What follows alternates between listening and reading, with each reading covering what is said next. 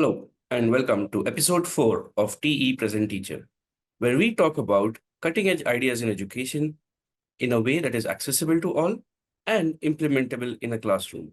Today, we are going to speak about what understanding is. And for that, we have Ritu who will be joining us. Hi, Ritu. Hi.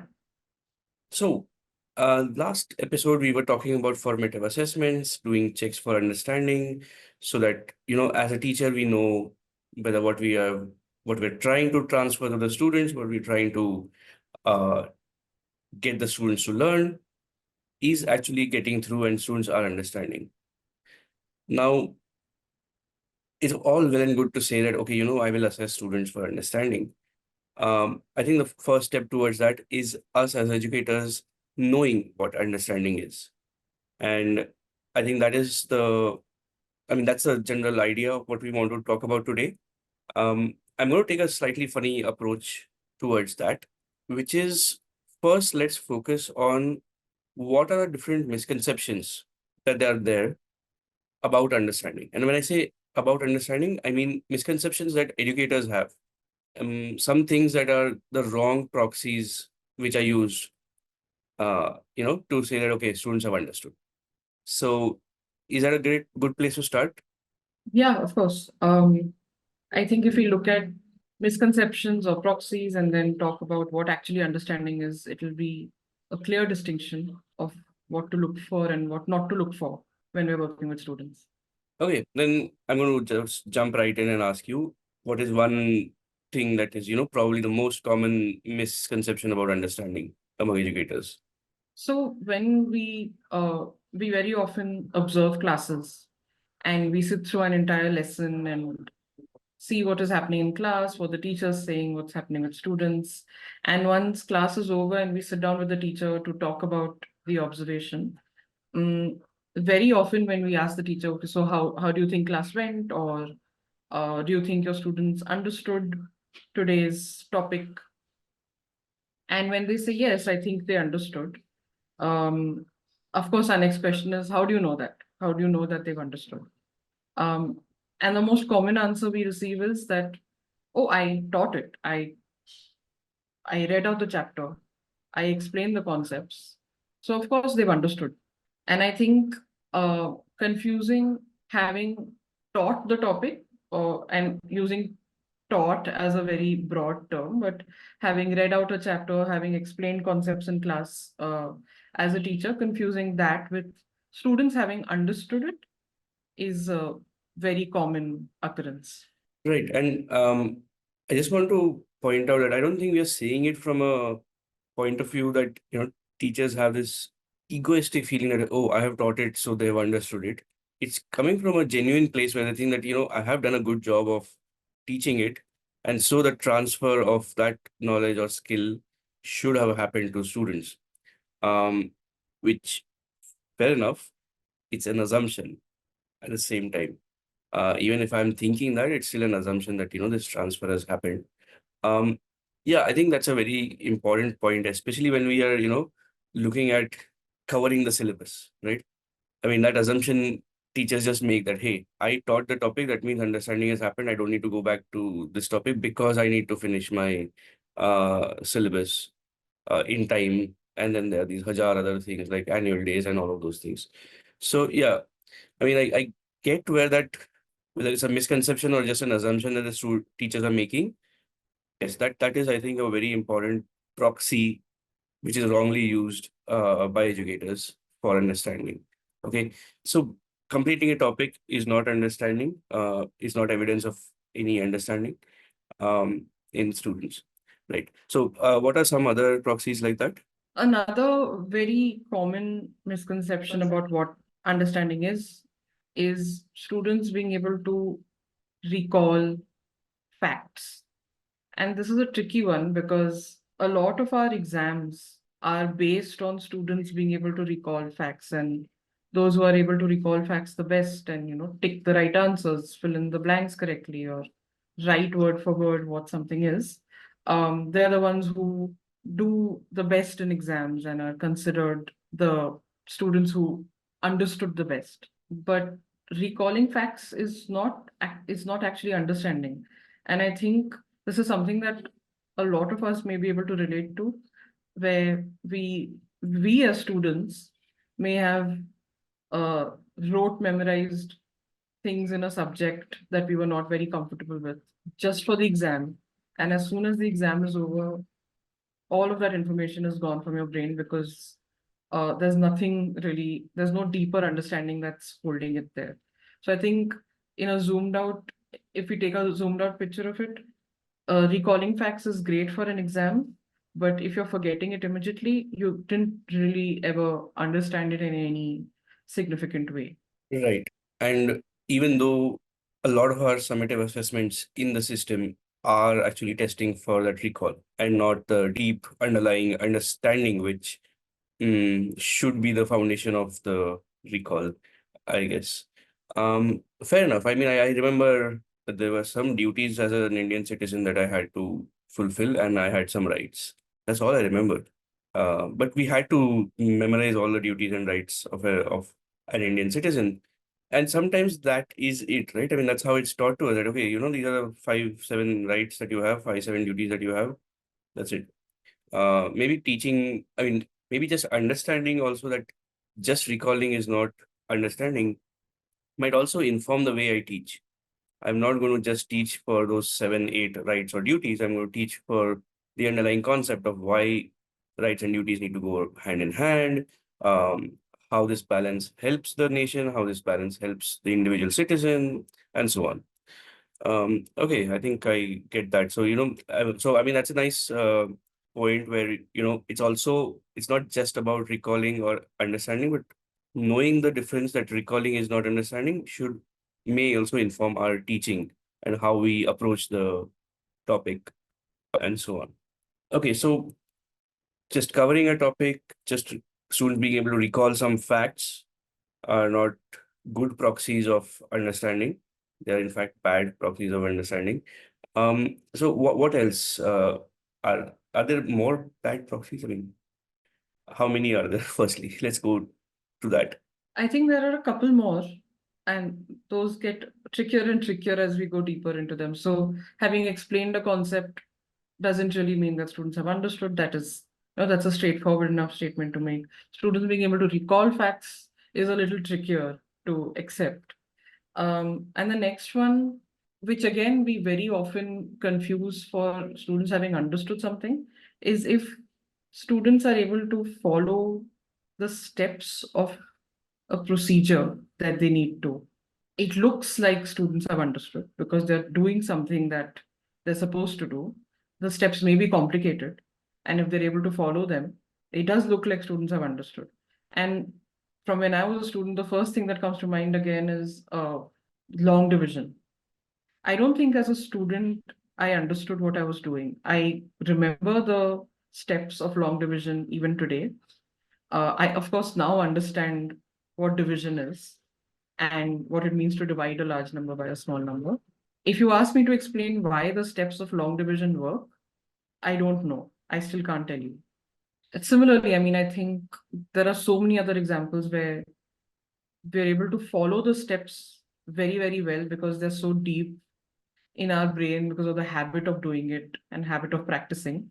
But if I have to apply the rules of long division to another similar uh, situation, I won't be able to do that even today.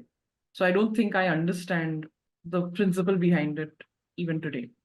Right. I mean, I think you're starting to allude to what understanding actually then starts meaning. But yeah, we'll get to that in a bit. No, I think long division is a great example because there are two levels of this, right? First, just knowing the process is a skill that, the procedural skill is there in the student, which is not a small thing. I mean, we're not saying that that's not useful or whatever. It is still not understanding. Even knowing something procedurally, still let's not conflate it with understanding is what we are trying to say, I think. And here, I think you have kind of rightly pointed out, and it's a slightly nuanced point. So I'm going to reiterate it, and you can tell me if I've understood this right or not. There are two levels of this, right? When you're saying understanding, first is just understanding of division. Like you said that okay, dividing a big number by a small number. So that in itself is a conceptual understanding that students need to have. When do I divide? What is the function of division? Why can I think of division as repeated subtraction, etc., etc. And second is the understanding of the process itself, not the skill of doing the process, but understanding why it works. Like you said, that if you had to now say, we can ask students to come up with their own method of dividing, right? Long division is one way of doing it. Why is it working? If I understand that, then I can come up with my own way of my own process of division. And that is what understanding is, in understanding how division happens. And yeah, so now I know that I might have a skill, but that still doesn't mean that I have understood the underlying concept. Yeah. So any other wrong proxies, as we can call it? I think a last one, which may or may not be a very common confusion, but we very often conflate students having an opinion about something as them having understood it. And that is, again, it's not a very common bad proxy because we don't really give students too much space to have opinions as yet. But the point being that anyone can have opinions without really knowing much, or the opinion may not be very well informed. And again, the first thing that comes to mind for me is when I've worked with students on any history topic. What we learn in history depends on very often on the author of that history book. And so one, we may get one perspective of what happened, or we may get a limited perspective depending on how old students are. We may just learn facts about something. And then basing an opinion on those limited facts doesn't really equal to deep understanding of the topic. That's probably the first example that's coming to mind, that me just having some thoughts or some opinions about something doesn't mean that I've thought too deeply about it or I understand it very well. Right. One is that depending on the age, a student may not have enough all the facts, or more than facts, all the perspectives. In the example that you cited, um, which is a problem when you start having an opinion without all the perspectives. It doesn't betray a lot of deep understanding in the students. However, in their model at that age, they may have understood if their opinions are informed by evidence or by some kind of argument. So what I hear you say is that just having an opinion doesn't mean that students have understood, because that opinion can come from false narratives, just because my parents think so, just because my teacher said so.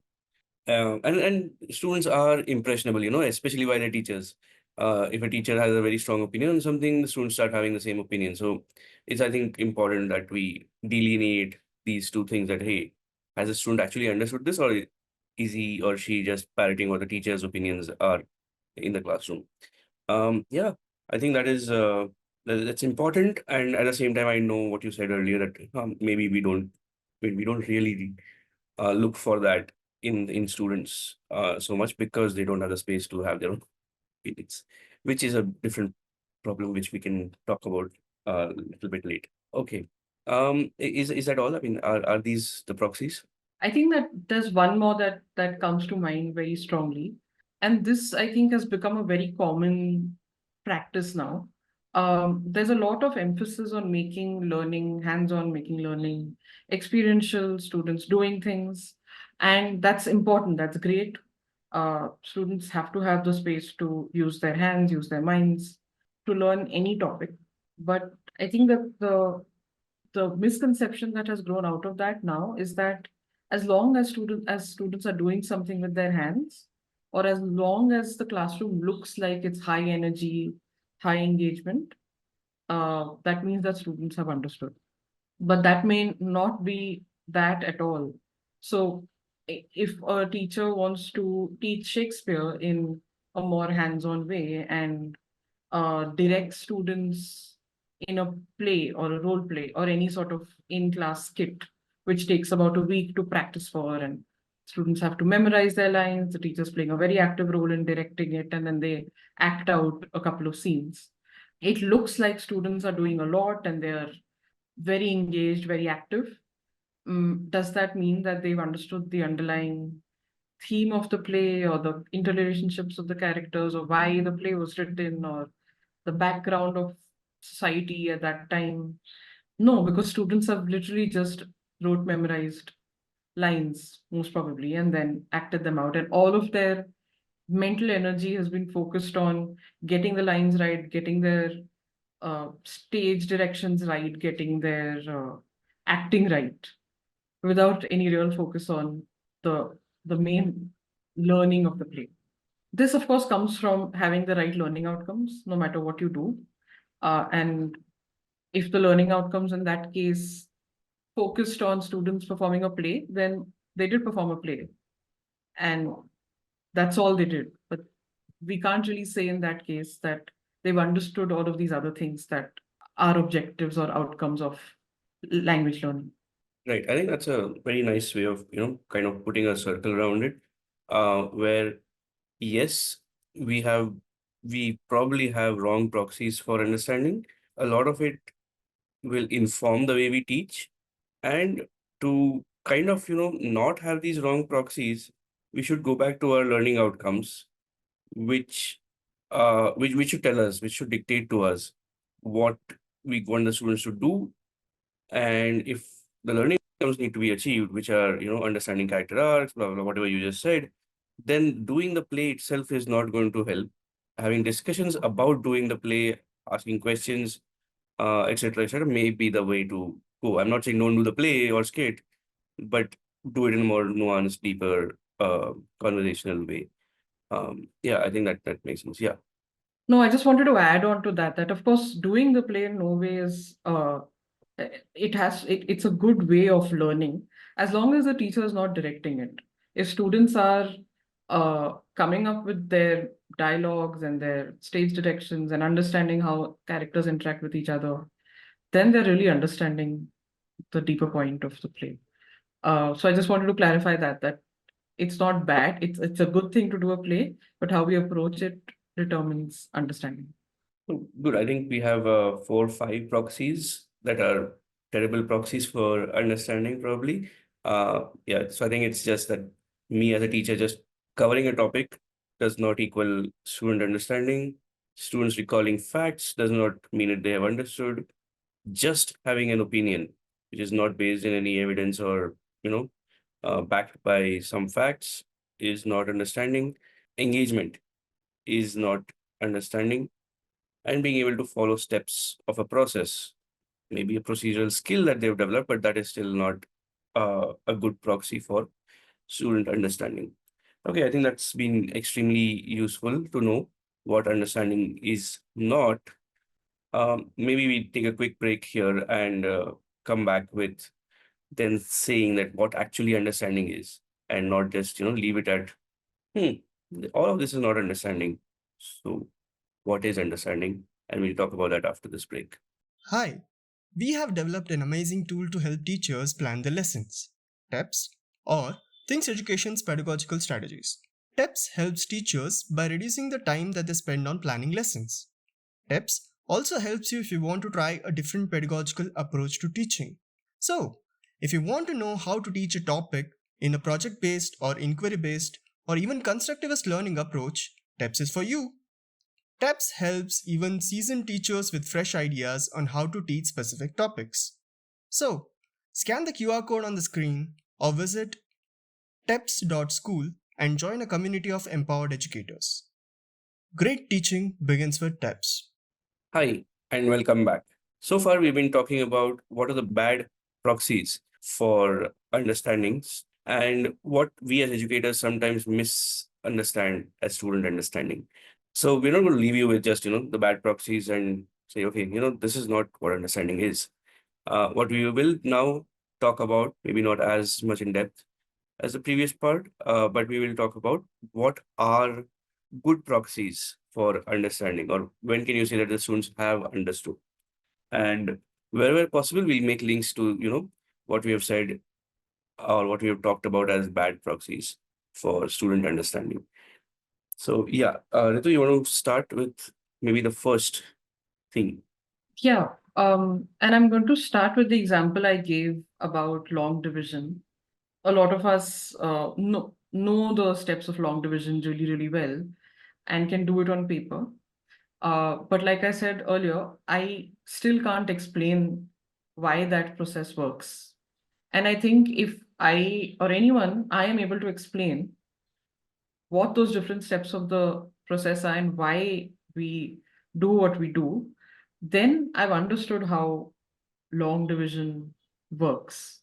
And in the same way, I think to generalize that, if I am able to explain something to someone else, it means I do really deeply understand it. Right. So it's not just about being able to explain the process, but being able to explain why the process works and how it's working. Right. Yeah, I think I just wanted to underline that and underscore that point. I think that's an important point, that anything that you can explain well, or you can, teach it to someone else. That's what they say, right? The best way to learn something is to teach it to someone else. So yeah, I think that makes a lot of sense. So if I want to say that, okay, student has understood, they have to be able to explain the concept to someone else, to a teacher, to a peer, etc. Okay, what else? What else is a good proxy of understanding? We've talked about learning outcomes and we've talked about verbs and having very, very concrete verbs. So I think focusing on different ways of understanding through these verbs. Another one that is extremely useful, regardless of the subject, regardless of what topic you're teaching, is being able to infer and interpret.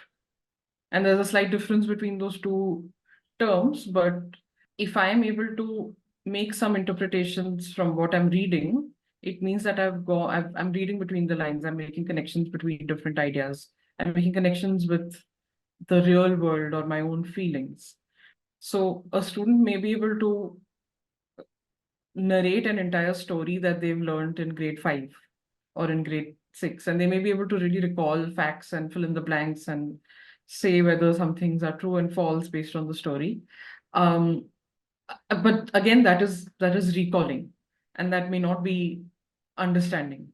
But if a student is able to explain to interpret and then explain why a character feels the way he or she feels in a story, that is a deeper interpretation because they've thought about the character's thoughts, actions, words, made some inferences from there, probably connected it to how they felt in the past, connected it to how someone they know felt in a similar situation.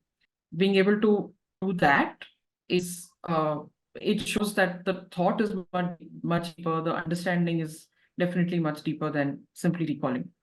So that's the first example that comes to mind when I think about inferring. But I know there are some great examples of interpretation in other subjects as well. It's not just a social science or a language thing.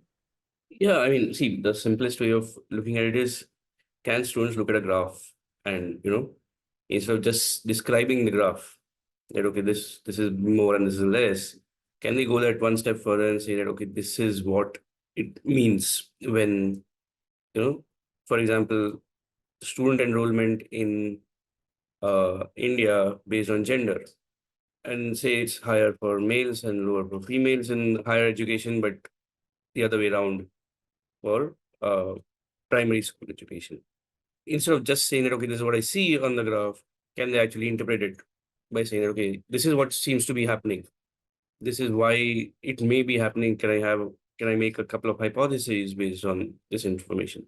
So yeah, I get what you're saying, that, it's not just about what you see, or what can be recalled or what can be seen as a first pass, but can we go deeper than that and interpret what it means?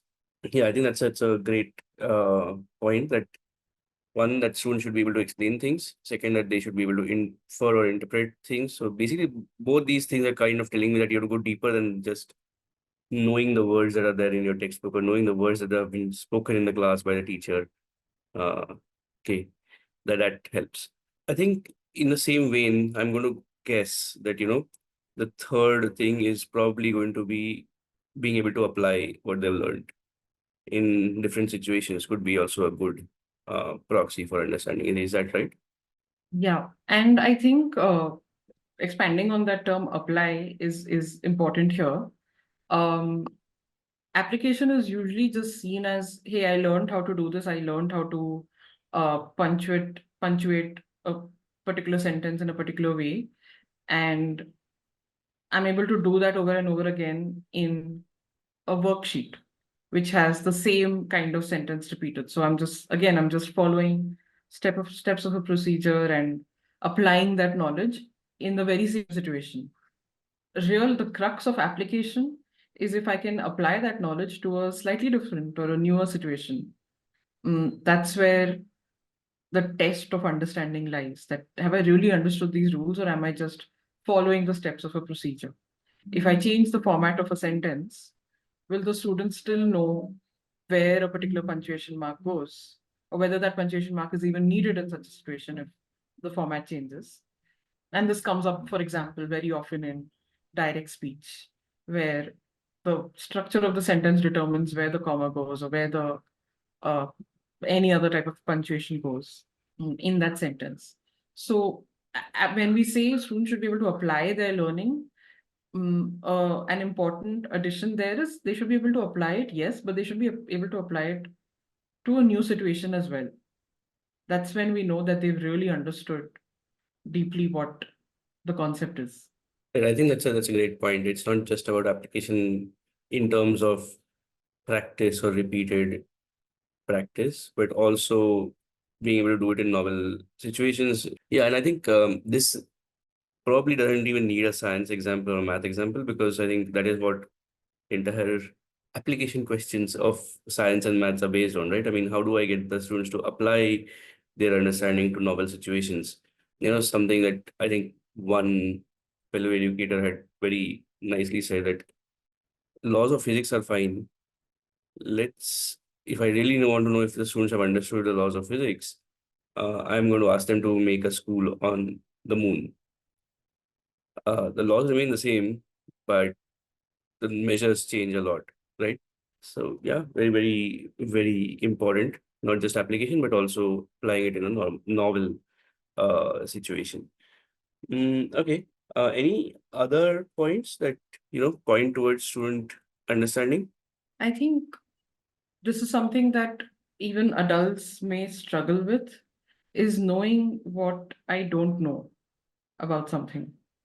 Being able to zoom out and say, okay, these are things that I've understood now, but these are things that I don't know about this topic.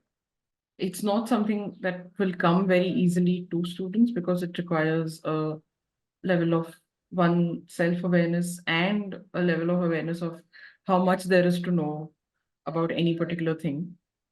But that probably is one of the highest forms of having understood something, knowing that these are things I don't know about it. Right. So I think it goes to the metacognition level, right? I mean, how much of understanding do I have of my own understanding? Do I know the limits to my understanding? See, I think that was a very nuanced point that you made. Again, correct me if I'm wrong, where you said that students may not even know how much more there is to learn in this subject or topic. And this is especially true with subjects like math and science, which, even though the base still remains the same, the complications keep increasing. For example, in science, in chemistry, I learned the structure of atom with that simple model where I have, like, 288 orbitals and electrons, around the central nucleus. And then as I grow older, then I realize, oh, orbits. And then I say, oh, it's not just orbits, there are orbitals. And there's s, p, d, f orbital, and it gets much more complicated. And so a student in middle school will not know that there's another complication coming up later in their in the atomic model. For them, they're still going to know that, okay, this is the atomic model for me. So the point that I'm trying to make here is, which I think you said it in a very quick one sentence, just wanted to emphasize that students not knowing that SPDF later model, complicated model is coming up. That is not what we're talking about when we say that students know the limit to their understanding. It's a little bit deeper than that. It's just a little bit of depth within the model that they know, where they know that, okay, this is the atomic model. I kind of understand how electrons are getting filled in the orbits till about the third orbit, and then things are getting a little fuzzy for me because I can't understand it very well. That's it. And I mean, and that in itself, I think, should be useful. So I think that's what you were trying to say, right? Yeah, I mean, I think that in itself is a lot of self-awareness, being able to differentiate between the fact that yes, I know that there are more orbitals, and that's a fact that I know. But I don't know anything more about it or why they exist or Exactly. what it affects. Being able to make that distinction between I know something but I don't know why or how, that is pretty deep understanding. I think that helps and that clarifies a lot. Knowing the limits of your understanding, or at least knowing where that fuzziness starts or where that gray zone begins. That, hey, I know this as a fact, but I don't know what or how or why about it. Okay, that's interesting. And I think, I mean, are there any other points that you would like to bring? Because otherwise, I have one point that I want to make regarding this. I mean, I think these are the four that we just discussed are probably some of the most important that we need to keep in mind. And there are, of course, lots of different ways that we can show that we've understood. Uh, these four, if we start with these four, it's a great starting point. So students being able to explain, infer and interpret, they being able to apply things to novel situations, and knowing the limits of their understanding.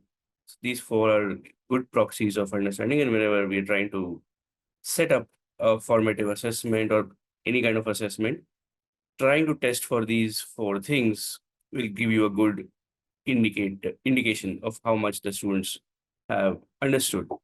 So because I mean, the whole point of doing this conversation about understanding and what understanding is not just an academic conversation.